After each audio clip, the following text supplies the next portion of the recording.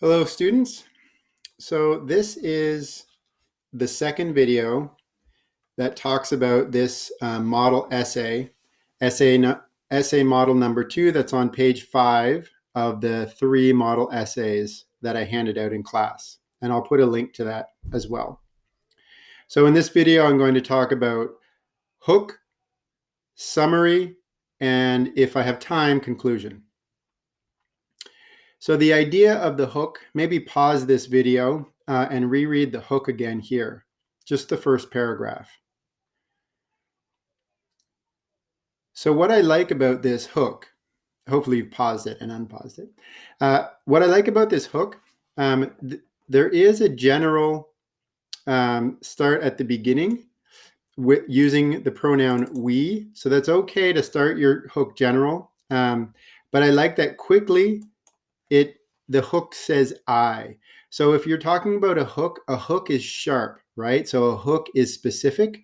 And if you're going to talk about difficulties that people have gone through, but you really mean yourself, then talk about yourself. If you mean someone else, then talk about them. Someone else maybe who has motivated you, like Goggins motivated you. But the idea for a hook is to be specific. So you're engaging the reader who's anyone, might be your classmates, but yes, who's me. But it's a technique that you can use later in writing where you're getting the attention. And the attention is normally had with being specific. So if you look at the difference between the first two sentences and the second or the third sentence, where this author shifts to I believe it's much more interesting and personal. You don't only get as personal as you want, but you can be personal without getting emotional. This here gets a little emotional. So you can say, if you say, oh, like I immigrated from a different country. Well, I also did that. I immigrated from Canada, but Canada and the US is really similar in culture, in language, in TV programs, right? And so if I say that, then people are like, who cares? You're almost American anyway. But if you've come from a country that has a very different culture, speaks a very different language, doesn't share TV programs, doesn't share holidays, then that's much different, right? And so that shows a lot more that you've had a lot more hardship or difficulty adjusting, and that's real. But I don't know that if you just say that I immigrated, right? Or people immigrate a lot. So those details are important without getting into the emotional if you don't want to do the emotional. Both are good choices. You're the author. You're the boss. Then I want to look at this summary. So again, you can read this summary. First sentence says what the whole purpose of the chapter in one sentence. Then we have a list, first, second, this time.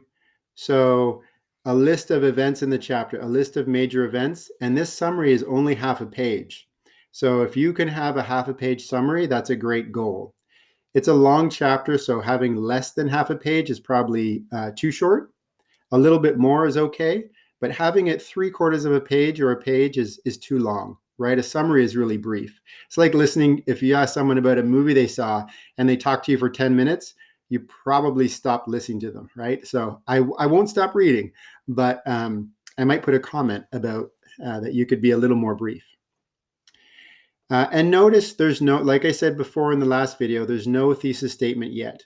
This author waits for this thesis statement. So watch the other video for thesis statements. Then I want to go to the conclusion. So in a conclusion, you have a summarize or review and move on.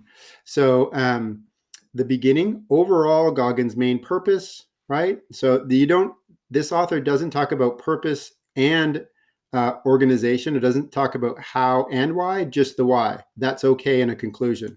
So there's a general wrap up and then a quick move on. My time is up, but you can look at this where there's a wrap up and then there's a final comment from the author. So like this, therefore, is a good technique at the end.